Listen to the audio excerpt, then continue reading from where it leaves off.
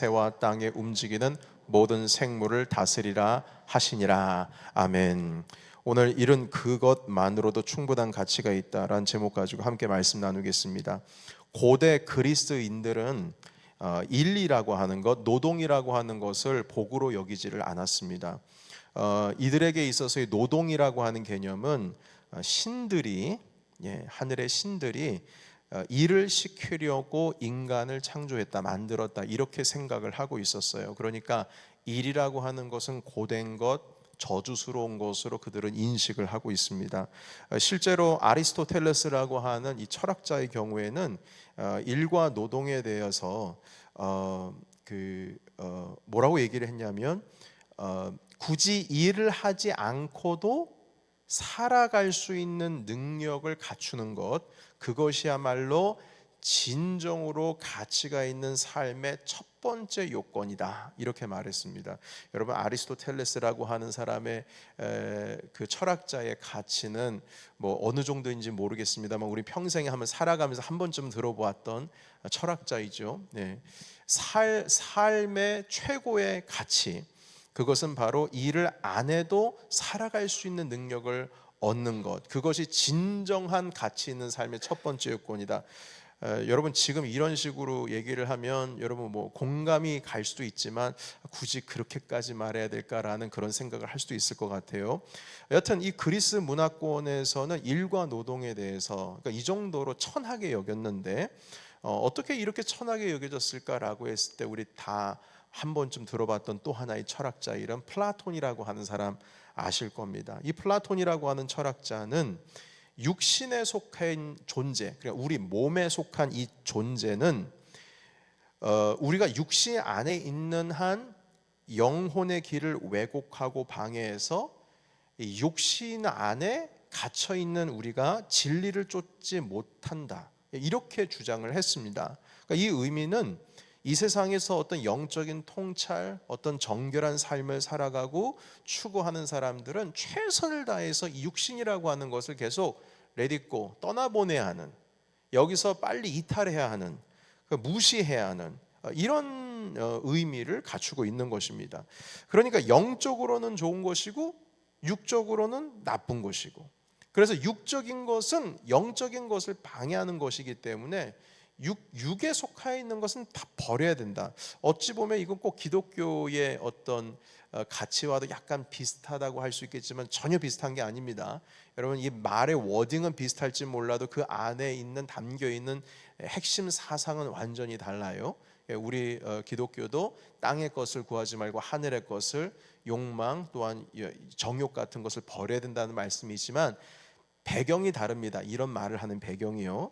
그러니까 이 그리스 철학에 있어서는 어떤 의미냐면 이 죽음이라고 하는 것, 죽음을 통해서 육신의 이 가두는 것에서 벗어나는 것이야말로 일종의 이 죽음의 해방이다, 이렇게 말하고 있습니다. 그러니까 죽음이라고 하는 것은 어떤 긍정의 의미로 얘기하고 있는데 우리 기독교는 결코 그렇지 않죠. 죽음은 죽음이라고 하는 것에 갇혀 있는 것이 아니라 우리는 부활해야 될 존재입니다.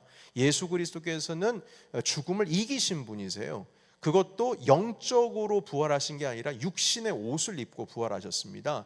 그러니까 기독교 자체에 있어서는 그냥 영의 부활만이 아니요, 육신의 부활이고, 그리고 우리가 천국 가는 것도요, 여러분, 우리가 영으로만 천국 간다고 생각하시면 안 됩니다. 나중에 주님께서 이 땅 가운데 다시 오실 때는 우리가 이 육신이라고 하는 것도 부활체라고 하는 육신을 입고 천국에서 살아갑니다.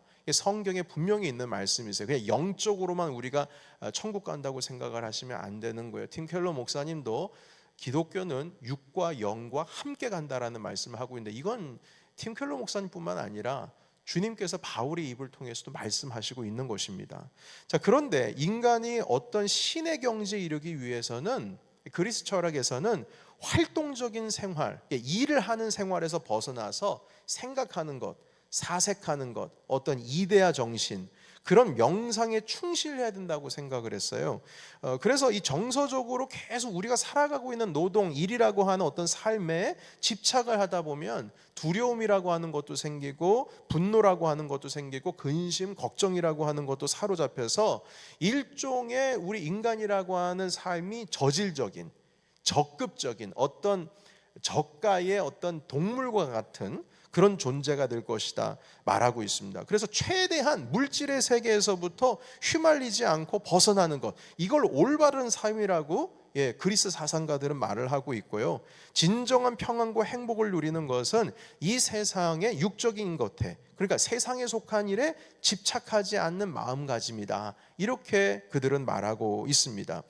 그러니까 여러분, 일에 대한 것, 노동에 대한 것, 육신으로 하고 있는 모든 일에 대해서는 천한 것으로 보고, 이 노동은 자기가 최상의 삶, 한마디로 질적으로 가장 높은 삶, 사색하고 명상하고 어떤 그런 영적인 삶을, 정신적인 삶을 추구하는 것을 가로막는 그런 장애물이라고 생각을 했습니다. 그러니까 이렇게 일이라고 하는 것에 매이면 신들이 그리스 신화에 속해 있는 신들이 다스리는, 지배하는 어떤 그러한 이데아의 세계, 철학의 세계로 들어갈 수 없게 만든다, 이렇게 생각을 하고 있었어요.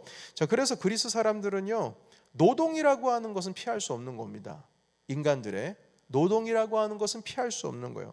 그럼에도 불구하고 이 노동은 피할 수 있으면 좋다. 그래서 일이라고 하는 개념도 급을 다 뒀어요. 그러니까 몸을 덜 쓰는 게 좋은 일이에요. 몸을 덜 쓰는 게, 그리고 덜 움직이고 오히려 생각을 많이 하고 정신을 왕성하게 하는 것을 좋은 일, 고상한 일, 최고의 삶을 누릴 수 있는 일에 가까운 노동이라고 생각을 했습니다. 여러분, 그래서 아리스토텔레스는 뭐라고까지 얘기를 했냐면, 고상하고 재능이 있는 총명한 사람들이 자유롭게 명예로운 삶과 문화를 추구할 수 있도록, 그러니까 정신적으로 추구할 수 있도록 나머지 사람들은 육체적인 일과 노동을 해서 우리의 사회 문화가 잘 돌아갈 수 있도록 만들어서 그들이 이데아의 세계를 충분히 추구할 수 있도록 보조해야 된다. 한마디로 우리 노동자들은 그들 정신세계를 다루고 있는 사람들을 서포트하기 위해서는 우리는 열심히 노동을 해야 된다. 그들의 삶이 결국 이런 문화를 만들어 갈 것이다, 이렇게까지 생각을 했어요. 여러분, 그러니까 이게 말도 안 되는 거죠. 그런데 이런 철학 사상이 전 세계에 퍼졌습니다. 그리고 지금도 사회 구조 속에 이런 비슷한 세계관이 우리도 모르는 사이에 중심 가운데 있어요.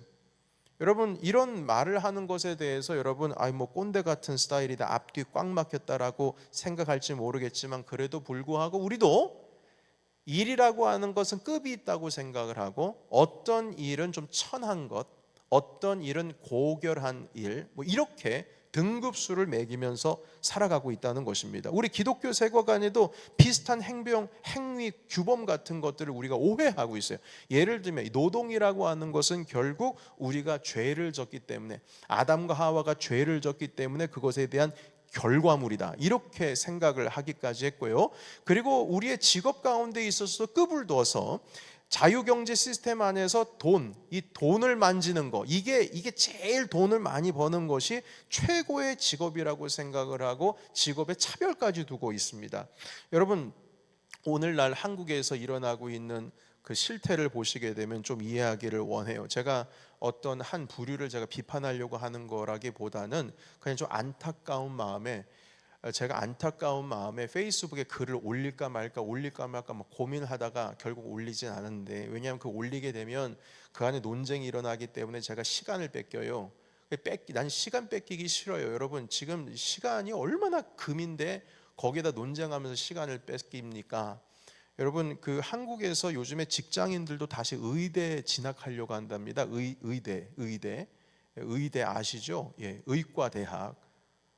2,000명 불어난다고 해가지고 누구나 다 들어가려고, 또 이 의대만을 들어가기 위해서 육수 칠수하는 사람들도 있대요. 모든 엘리트 학생들이 다 의대 가려고 해요. 지방에 있는 의대도 서울 대학생들보다 이 급이 높습니다. 의대 하면 최고예요. 가장 똑똑한 아이들이 거기 다 몰린다고 해요. 왜 몰릴까요, 여러분? 왜 몰린다고 생각을 하세요? 왜 몰린다고 생각해요? 스스로 생각하셔도 돼요. 말씀 안 하셔도 돼요.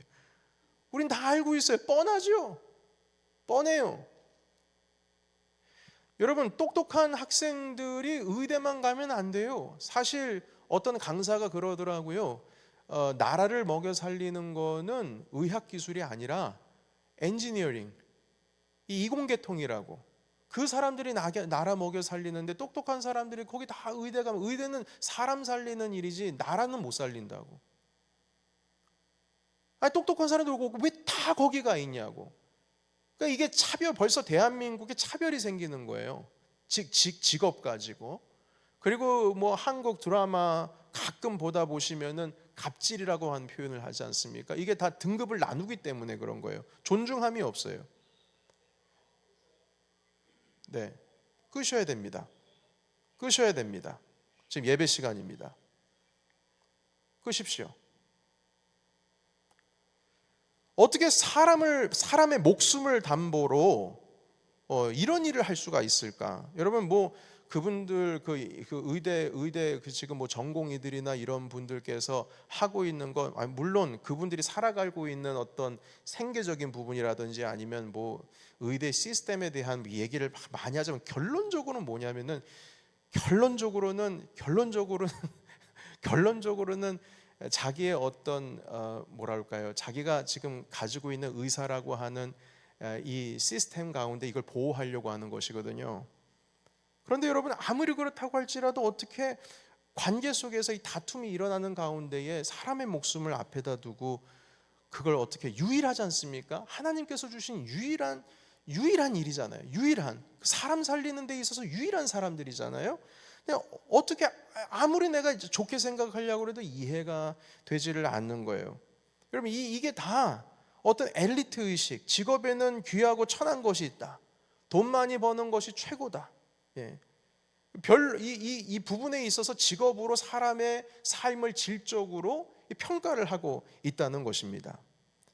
여러분, 그러나 성경은 결코 그렇게 말하고 있지 않습니다. 성경은요, 손으로 일하든 머리로 일하든 모든 일은 인간의 존엄성을 상징하는 증표로 인식을 하고 있습니다. 일이라고 하는 것은 우리 내면에 있는 창조주 하나님의 형상을 나타내고 있는 것으로 성경은 봅니다. 그러니까 일이라고 하는 것이 하나님의 성품을 드러내고 있는 거예요.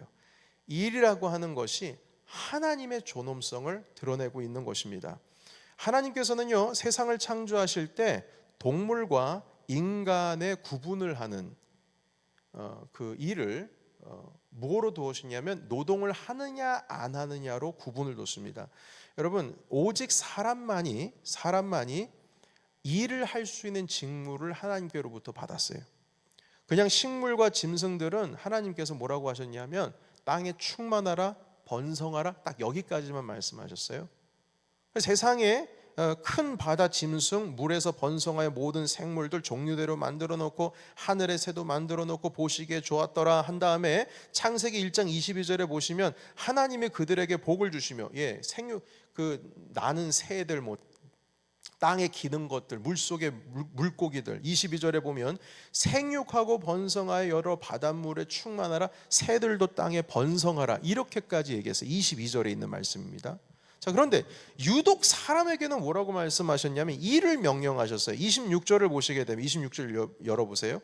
하나님이 이르시되 우리의 형상을 따라, 우리의 모양을 따라 사람을 만들고 그들로 바다와의 물고기와 하늘의 새와 가축과 온 땅과 땅에 기는 모든 것을 뭐하게 하자고요? 다스리게 하자. 이게 일을 부여하신 거예요. 다스려야 된다. 28절입니다. 28절 같이 읽어볼까요? 28절. 자, 28절 시작. 하나님이 그들에게 복을 주시며 하나님이 그들에게 이르시되 생육하고 번성하여 땅에 충만하라, 땅을 정복하라, 바다의 물고기와 하늘의 새와 땅에 움직이는 모든 생물을 다스리라 하시니라. 아멘. 예, 번성하여 충만할 뿐만 아니라 정복해야 하고 다스리라고 말씀하세요. 그러니까 주님께서는 하나님의 형상대로 사람을 만드시고 벌써 형상대로 만들었다고 하는 순간, 그 순간 하나님의 그 존엄함이 인간의 형상 속에 들어가 있습니다.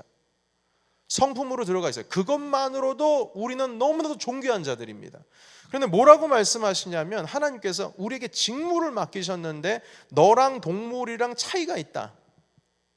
동물은 다스리는 게 아니에요. 그냥 생육하고 번성하면 끝이에요. 그러나 인간은 다스리라라고 하는 명령을 주셨어요. 다시 말해서 일을 하라는 거예요. 청지기의 일을 맡은 것입니다. 그래서 여러분, 하나님은 성경의 창세기 1장에 어떤 하나님으로 나타내시냐면, 그리스 신화에 나타나는 신들은요, 일을 하는 신이 아니에요. 그들이 노동은 인간들에게 맡긴다고요. 그러나 하나님은 일하시는 하나님으로 표현을 하고 있어요. 주님이 일하시고 마지막 일곱째 날에 어떻게 해요? 쉬시잖아요.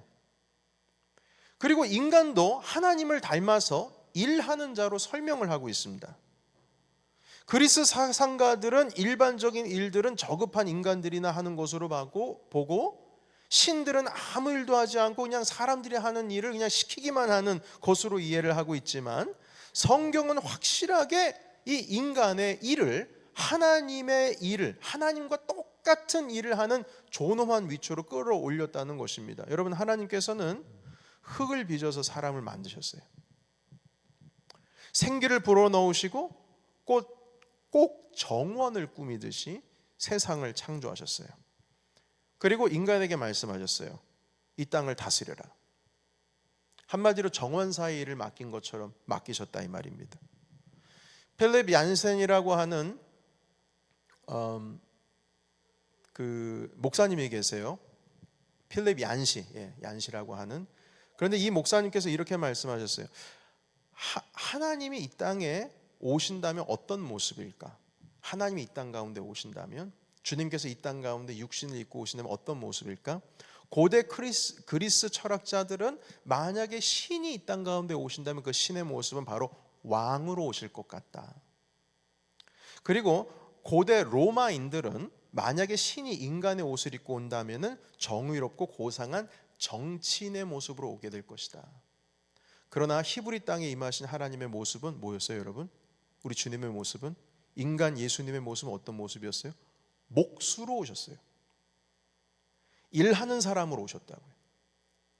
일하는 사람으로 오셨어요. 그것도 목수로. 여러분, 이 목수라고 하는 것은 어떤 직업에 있어서 주님께서는 천한데 오셔가지고 목수라고 하는 이 뭐라 그럴까요? 중산층보다도 못한 어떤 사람으로 오셨습니다. 이렇게 이해하시는 분들도 있지만, 물론 그렇게 이해할 수도 있겠습니다만, 사실 더 여기서 의미하고자 하는 것은 일하는 자의 모습으로 오셨다는 거예요. 창세기에서 하나님은 정원사의 모습이고, 신약에서는 목수의 모습입니다. 하나님 당신이 일하신다라고 하는 것은, 일이라고 하는 것에 엄청난 하나님의 존엄을 그 안에 부어 담으신 거예요. 그래서 우리가 하나님의 존엄을 담아내지 못할 세상의 천한 일이라고 하는 건 없어요. 단순한 노동도, 심지어는 전업주부로서 가정에서 그냥 뒤치다거리 하는 그 소소한 일들이라고 할지라도 그 일 가운데는 하나님의 존엄이 그 안에 담겨 있다는 겁니다. 여러분, 단순한 노동도, 그리고 정신적으로 생각으로 아주 고결한 신학적인 탐구하는 일도 차등이 없으며 모두 다 다를 바 없는 하나님 앞에서는 동일한 존귀한 하나님의 존엄을 얻은 하나님의 귀한 일이라고 하는 것입니다. 여러분, 그래서 절대적으로 우리의 삶 가운데에서 이 일 가운데에 차별을 두거나 하찮은 일이라고 해서 무시하면 안 됩니다. 심지어는 집안 일조차도 하나님의 형상을 담은 아주 존귀한 거예요. 여러분, 집안에서 말입니다. 그 팀 켈러 목사님이 얘기하신 하나의 비유예요. 만약에 그 청소를 제대로 하지 않으면 세균이나 바이러스가 번식하고 이것으로 인해서 사람이 분명히 감염되는 것은 시간 문제고, 그 집에 사는 사람들이 결국엔 병을 얻을 거라는 거예요. 그러니까 이 의미는 무슨 뜻이냐면, 이 세상은 일을 하지 않으면 결국에는 가장 안전하다고 생각하는 집에서조차도 우리가 그 질서 가운데 병을 얻는다는 거예요. 이 뜻은 하나님께서는 일을 통해서 세상의 질서를 계속 유지하고 만들어가고 계신다는 거예요. 여러분, 건물도요, 사용하지 않고 가만히 내버려 두면 건물이 상한다고 하잖아요. 우리 인간의 삶도 마찬가지예요. 가만히 누워 있으면 뭐가 생겨요? 여러분, 여러분, 누워서 그냥 잠만 자는 게 최고 좋은 것 같죠. 그러나 의학 지식을 가지고 있는 그 학자들이 얘기하기를, 가만히 그냥 누워만 있고 하루 8시간 이상 이 잠을 그냥 자시는 분들께서는 이 나중에 뭐 뇌졸중이라든지 혈관계통이라든지 심장계통에 무리가 된다. 그래서 하루 딱 6시간에서 8시간 안에 숙면을 취하는 게 제일 좋다고 얘기해요. 그러니까 휴식도요, 너무 길면 그것도 우리의 몸에 안 좋다는 거예요. 여러분, 우리가 이 가만히 누워만 있으면, 움직이지 않고 누워 있으면 이걸 쉰다라고 해서 좋은 일이겠다고 생각하겠지만 욕창 생기고요. 일을 하지 않고 가만히만 있으면은 뭐 배 나오는 거는 뭐 그거는 그냥 일반 상식이고요. 여러분, 그래서 우리가 일하라고 하는 것 자체가 하나님께서는 이 땅을 질서 있게 세워나가는 아주 고결한 하나님의 존엄을 담고 있는 것이라는 겁니다.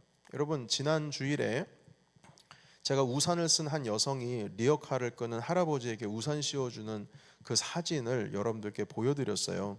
여러분들께서는 그것을 보시고 어떤 감동이 오셨는지 모르겠습니다만, 설교자는, 그때 설교자가 누구냐면 저였죠. 설교자는 뭐라고 얘기했냐면, 바로 이런 모습이 세상의 빛의 역할을 하고 있는 것이다, 이렇게 말을 했어요.